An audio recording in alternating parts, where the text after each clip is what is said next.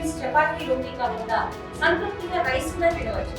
Doctor rice sugar free rice, doctor rice diabetic rice, sugar పెన్సని బియ్యం, doctor rice. పత్రిక మిత్రులందరికీ కూడా నమస్కారాలు తెలియజేసుకుంటూ సుపరిపాలనలో తొలి అడుగు కార్యక్రమంలో భాగంగా ఈరోజు కోడవరం నియోజకవర్గం చేసినప్పుడు గౌరవ శాసనసభ్యులు రాజు గారు, అదేవిధంగా మరొక సీనియర్ నాయకులు మా మాజీ మంత్రివర్యులు పెద్దలు అంటారు సత్యనారాయణమూర్తి గారికి, అదేవిధంగా మన జిల్లా అధ్యక్షులు తాతయ్య గారికి, అదేవిధంగా మన ఎమ్మెల్సీ చిరంజీవి గారు, ఇంకా తెలుగుదేశం పార్టీకి సంబంధించినటువంటి మరి మండల నియోజకవర్గ గ్రామ బూత్ స్థాయి నాయకులు పెద్ద ఎత్తున ఈరోజు ఈ కోడవరం నియోజకవర్గ కార్యక్రమంలో పాల్గొని మరి ఈ యొక్క నియోజకవర్గంలో ఏ ఇంటికి వెళ్ళినా, ఏ గడప దగ్గరికి వెళ్ళినా, ఏ వీధికి వెళ్ళినా, ఏ ఓడకి వెళ్ళినా మహిళలు ఎదురొచ్చి భారతలిచ్చి పూలజొన్న గురించి స్వాగతం పలుకుతూ సంవత్సరం జరిగినటువంటి పాలన ఎంతో సంతృప్తిగా ఉందని ప్రజలందరూ కూడా ఆశీర్వదిస్తున్నటువంటి పరిస్థితి మనకు కళ్ళెదుట మనకు కనిపిస్తుంది. ఈరోజు చంద్రబాబు నాయుడు గారు కూడా మనం అందించేటువంటి సంక్షేమ అభివృద్ధి కార్యక్రమాలు ప్రజలకు ఎట్లా చేరుతున్నాయో తెలియజెప్పడం, అదేవిధంగా ఇంకా ఇంట్లో ఇంకా అందరిటువంటి వాళ్ళు కానీ ఇంకా ఏదైనా సమస్యలు కానీ కష్టాలు కానీ ఉంటే అవి కూడా తెలుసుకుని ప్రభుత్వం దృష్టికి తీసుకెళ్లి వాటిని కూడా పరిష్కరింపజేయాలనేటువంటి ఆలోచనతో ఒక మంచి ప్రభుత్వంగా, ఒక బాధ్యతాయుతమైనటువంటి ప్రభుత్వంగా తెలుగుదేశం పార్టీ ఈ కార్యక్రమాన్ని తీసుకుంటాం మరి నిజంగా చాలా సంతోషం, ఆనందం కూడా వ్యక్తం చేస్తున్నారని చెప్పి మీ ద్వారా కూడా మరొక్కసారి తెలియజేసుకుంటూ మరి అందులో పర్టికులర్ గా ఈవేళ మనం చూస్తూ ఉన్నాం. మరి ఏ ఇంటికి వెళ్ళి అడిగినా పింఛను ఏ రకంగా అందుతున్నా అంటే మా గడప దగ్గరికి పట్టుకొచ్చేస్తూ ఉన్నారు. ఎంత పింఛన్ ఇస్తూ ఉన్నారు అని అంటే వృద్ధులు వితంతులు అయితే 4,000 ఇస్తున్నారని చెప్తూ ఉన్నారు, దివ్యాంగులు అయితే 6,000 ఇస్తున్నామని చెప్తూ ఉన్నారు, బెడ్ రీడెంట్ ఉండే వాళ్ళు ఎంత ఇస్తున్నారని చెప్తుంటే 10,000, 15,000 అని చెప్తూ ఉన్నారు. మరి గత ప్రభుత్వంలో ఏమి ఇచ్చారమ్మా మీకు? మొదటి మళ్ళీ అన్న క్యాంటీన్లు పెట్టి మా కడుపు నింపుతూ ఉన్నాడు. 5 రూపాయలకి ఏమొస్తుందన్నా కనీసం డిస్పాజిట్ ప్లేట్ కూడా రాదు 5 రూపాయలకి. అటువంటి 5 రూపాయలకే మాకు ఈవేళ రుచికరమైనటువంటి భోజనం వేడివేడిగా అందజేస్తూ ఉంది ఈ ప్రభుత్వం అని ఎంతో ఆనందాన్ని వ్యక్తం చేస్తూ ఉన్నారు. ఇవన్నీ కూడా ఈ సంవత్సరం కాలంలోనే జరుగుతున్నటువంటి సంక్షేమం. మరి ఈ నెలలోనూ మరుసటి నెలలోనూ ఏదైతే కేంద్రం ఏదైతే రైతులకి సాయం అందిస్తుందో దానితో కలిపి మరి సంవత్సరానికి 20,000 రూపాయలు అన్నదాత సుఖీభవ మరి రైతులకు కూడా పెట్టుబడి సాయం అందించబోతూ ఉన్నాం. రేపు ఆగస్టు 15వ తేదీ నుంచి మరి మహిళా సోదరిమణులందరికీ కూడా ఉచితంగా జిల్లా పరిధిలో ఆర్టీసీ ఉచితంగా ప్రయాణ సౌకర్యం కల్పించబోతూ ఉన్నాం. ఆర్థిక పరిస్థితి సహకరించినటువంటి స్థితిలో వెంటిలేటర్ మీద ఆర్థిక పరిస్థితిని అప్పచెప్పారు మాకు. అటువంటి వెంటిలేటర్ మీద ఉన్నటువంటి ఆర్థిక పరిస్థితిని చంద్రబాబు నాయుడు గారు తన పరిపాలన దక్షతతోటి ఇప్పుడు పూర్తిగా చికిత్స చేస్తామని చెప్పలేదు, కనీసం ఐసీలోకి తీసుకురాగలిగి మళ్ళీ ఇక్కడి నుంచి రూమ్ కు మార్చాలి, రూమ్ నుంచి ఇంటికి మార్చాలి ఒక పేషెంట్. ఆ మాదిరిగా ఆర్థిక పరిస్థితులు కూడా ఇలా చక్కదిద్దుకుంటూ పోవాలి. ఇటువంటి స్థితిలో కూడా ఇన్ని సంక్షేమ కార్యక్రమాలు సంవత్సర కాలంలో ఈ రోజు ఈ కూటమి ప్రభుత్వం అందజేస్తూ ఉంది. మరొక సంక్షేమం అందజేస్తూ ఉందా? మరొక పక్క అభివృద్ధిని చూడండి. ఆంధ్రప్రదేశ్ రాష్ట్రంలో 5 సంవత్సరాలు అమరావతి కాదు 3 ముక్కలు అన్నాడు. 3 ముక్కల్లో ఏ ముక్క అయినా ఇటు ముక్క పెట్టాడా? ఏ ఇటు ముక్క లేదు, అమరావతి లేదు. మళ్ళీ ఈవేళ రాజధాని లేని రాష్ట్రానికి రాజధాని పరిగెట్టి పనులు జరుగుతూ ఉన్నాయి.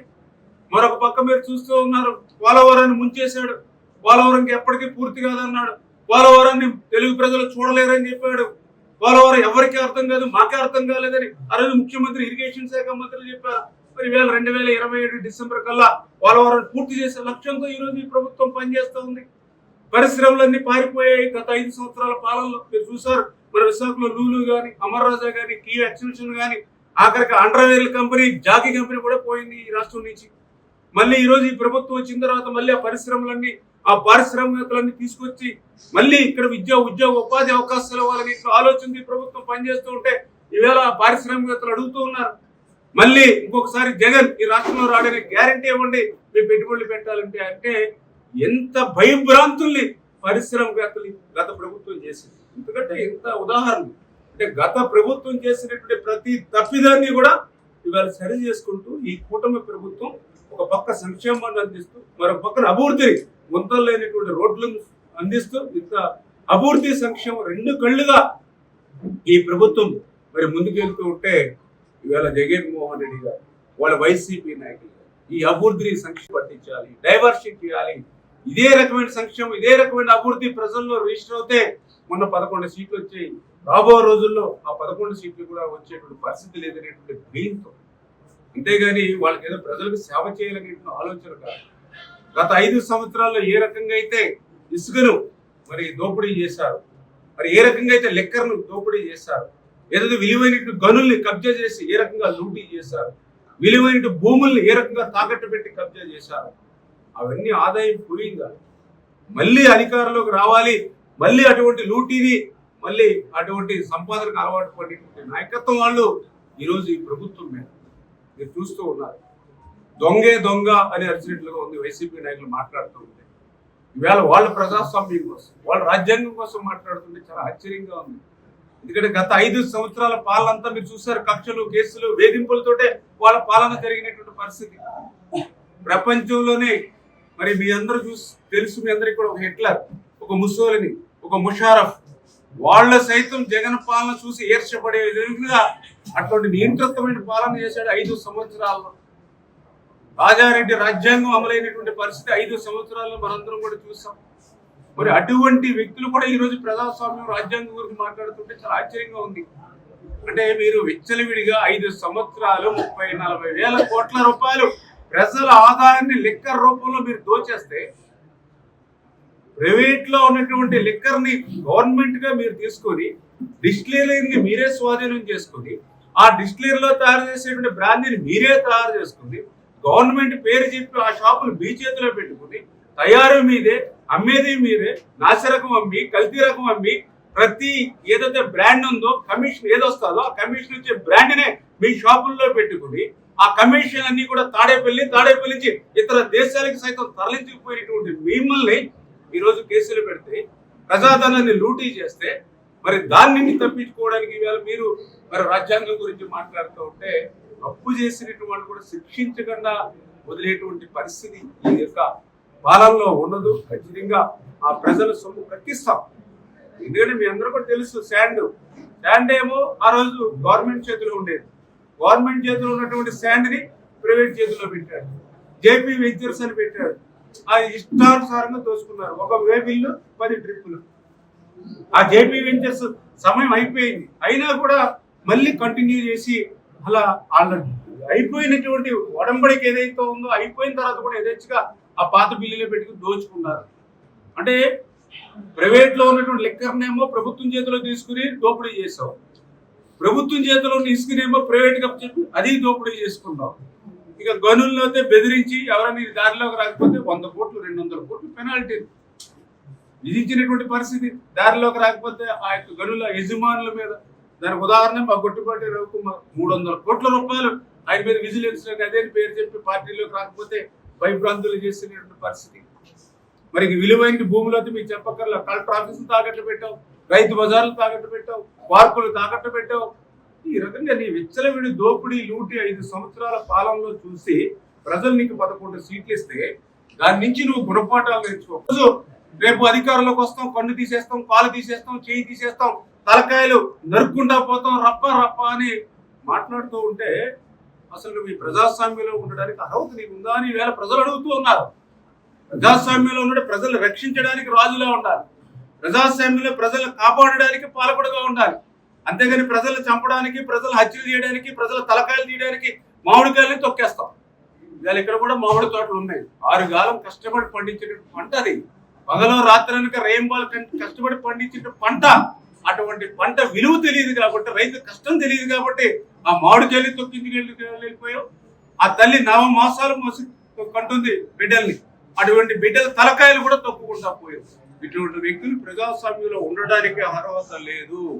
ప్రజలు కూడా చాలా జాగృతితో ఉండాలి. ఏదో మాయం మాటలు నమ్మి మభ్య పెడితే ఒక్క ఛాన్స్ అని మీరు మోసపోతే 19లో 5 సంవత్సరాలు ఆయన పాలనిస్తే 50 సంవత్సరాలు వెనక్కిపోయింది ఆంధ్రప్రదేశ్ రాష్ట్రం. అటువంటి తప్పు, అటువంటి పొరపాటు మళ్ళీ జరగకుండా ఈ తెలుగుదేశం, జనసేన, బీజేపీ కూటమి ప్రభుత్వాన్ని ఆశీర్వదించండి.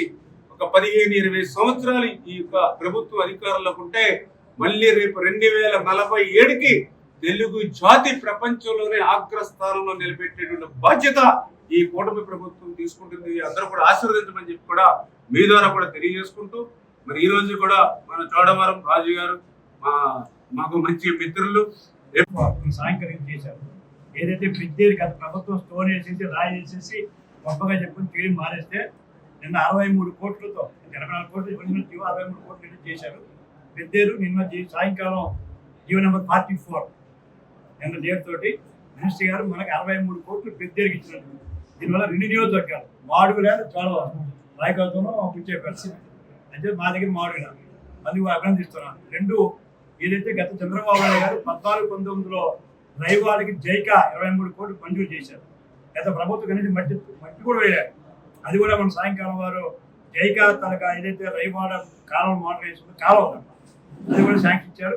అది కూడా 2 నియోజకవర్గాలకి 5 నియోజకవర్గాలు అప్ ఎలమంచిది ఇది రైవాడది. రేపు మాకు ట్రిప్ ద్వారా కూడా మీరు చెప్పిన రోజు 330 ఈనాడు ప్రభుత్వంగా ప్రశ్నించారు. గంట పేజీలో 313 కోట్లు అది వరల్డ్ బ్యాంకులో కానీ ఏదైనా సరే మినిస్టర్ గారు ఆ పైన నడుస్తుంది. త్వరలో రైవాడ కూడా మోడర్నైజేషన్ కూడా ఏదైనా సేఫ్టీ డామ్స్లో అది కూడా ఇవ్వబోతున్నారు. ఎందుకంటే రాగా 100 కోట్ల రూపాయలు మా 2 నియోజకవర్గాలు ఇచ్చినందుకు మా 2 నియోజకవర్గ మా కేసులు తరఫున నా తరఫున అందరి తరఫున చిరంజీవి తరఫున వారికి హృదయపూర్వక రైతు బిడ్డగా నిత్యం చెప్పారు. కానీ అలాగే అలాంటి రైతు బిడ్డగా 2 నియోజకవర్గాలకి గత మట్టి తీయలేదు. అలాంటి మాకు 16 కోట్లు ఇచ్చారు. నేను మామూలు కాలం బరాబర్ ఆయన పూర్తవుతున్నాయి. వాహనం ట్రస్ట్ కేసు పోయినాయి, డబ్బులు ఇవ్వలేదు. రైవల్ ట్రస్ట్ కేసు పోయినాయి, డబ్బులు ఇవ్వలేదు. మినిస్టర్ గారి ధర్మాన్ని ఆ 2 కేసు పెళ్ళి అయిపోతున్నాయి. 10 రోజులు 6 రోజుల్లో అది కూడా పూర్తవుతుంది. అయితే మా 2 నియోజకవర్గ తరఫున వారి తరఫున నా తరఫున రామాయణ గారికి వచ్చే ముందే 100 కోట్ల రూపాయలు ఇచ్చొచ్చినందుకు వారికి అభినందిస్తున్నాను. అంటే బంగాళాతో కలిసిపోతుంది. ఇది సింపుల్ లాజిక్. ఎందుకంటే పోలవరం దగ్గరికి వచ్చినటువంటి ఆ నీటి ఉపయోగించుకుంటే మన రాష్ట్రం ఉపయోగించుకోవాలి, లేదంటే బంగాళాఖాతంలో అటువంటి 3000 టీమ్స్ 3000 టీమ్సీలు అంటే ఏదో ఈ సంవత్సరం గత సంవత్సరం కాదు. 1975 నుంచి మొన్న 2024 అంటే 50 సంవత్సరాల రికార్డు చూసి కూడా మొన్న వాళ్ళ టేబుల్ మీద ముందు పెట్టేటువంటి పరిస్థితి. అంటే 1,53,000 క్యూసిక్ల నీరు 50 సంవత్సరాల్లో పోయింది సముద్రంలో. అంటే యావరేజ్ దగ్గర 3,150 టీఎంసీ పోతూ ఉంది ఎవ్రీ ఇయర్. అంటే సముద్రంలో పోవడం అంటే ఉప్పు నీటిలో కలిసిపోతూ ఉంది. అటువంటి నీటిలో 3,000 టీఎంసీలో ఒక 200 టీఎంసీలే పోలవరం బనకచెర్ల ద్వారా అత్యంత వెనకబడినటువంటి ఫ్లోరైడ్ అయినటువంటి రాయలసీమను ఒక సస్యశ్యామలం చేయాలని ఆలోచనతో పోలవరం బనకచెర్లకి మనకి ఈవేళ ప్రాధాన్యత ఇచ్చి ముందుకు తీసుకెళ్లాలని ఆలోచనతో ఈ ప్రభుత్వం పనిచేస్తూ ఉన్నటువంటి స్థితి. ఇది ఏ రాష్ట్రానికి కూడా నష్టం లేనటువంటిది. ఒక నష్టం అంటూ జరిగితే బంగాళాఖాతానికి నష్టం జరుగుతుంది తప్ప ఇది ఏ రాష్ట్రానికి నష్టం లేనటువంటి ప్రాజెక్ట్ అయినప్పుడు. ఇంకొకటి విషయం కూడా అసలు ఏదైతే మనకి శబరి సీలేరు నుంచి కూడా మనకు వాటర్ వస్తూ ఉంది. దగ్గర 600 టీమ్స్. అంటే తెలంగాణ భూభాగంతో కూడా సంబంధం లేకుండా 500-600 టీమ్స్ నీరు మనకు పోలవరం వస్తున్నటువంటి పరిస్థితి. జాతీయ ఎవరికి నష్టం లేనటువంటి పరిస్థితి. చంద్రబాబు నాయుడు గారు కూడా చాలా క్లియర్ గా చెప్పారు, రాష్ట్రాలు వేరైనా పార్టీలు వేరైనా ప్రజలు తెలుగు ప్రజలు ఒక్కటే. తెలంగాణ అభివృద్ధి చెందాలి, ఆంధ్రప్రదేశ్ రాష్ట్రం అభివృద్ధి చెందాలి, టోటల్ గా తెలుగు రాష్ట్ర ప్రజలు బాగుండాలి. గోదావరిలో పుష్కలంగా నీరు ఉంది. తెలంగాణకి ఎంత అవకాశం ఉంటే వాళ్ళు వాడుకోవచ్చు, ఆంధ్రప్రదేశ్ రాష్ట్రం ఎంత అవకాశం ఉంటే అంత వాడుకోవచ్చు. 2 రాష్ట్రాలు బాగుండాలనేది మా అభిప్రాయం. తెలంగాణకు సంబంధించి ప్రజలతో మీరు చెప్తూ ఉన్నారు, వాళ్ళకి ఒక రాజకీయమైనటువంటి అంతర్గతమైనటువంటి పోరు, ఒక పార్టీ మీద ఒక పార్టీ పై చేయి సాధించాలనేటువంటి అభిప్రాయంతో వాళ్ళ అభిప్రాయాలు వెలుగుతున్నటువంటి పరిస్థితి తప్ప వాళ్ళు మాట్లాడేటువంటి దానిలో ఎక్కడ కూడా టెక్నికల్ గా లేదనే సంగతి ఆ నాయకులు కూడా తెలుసు.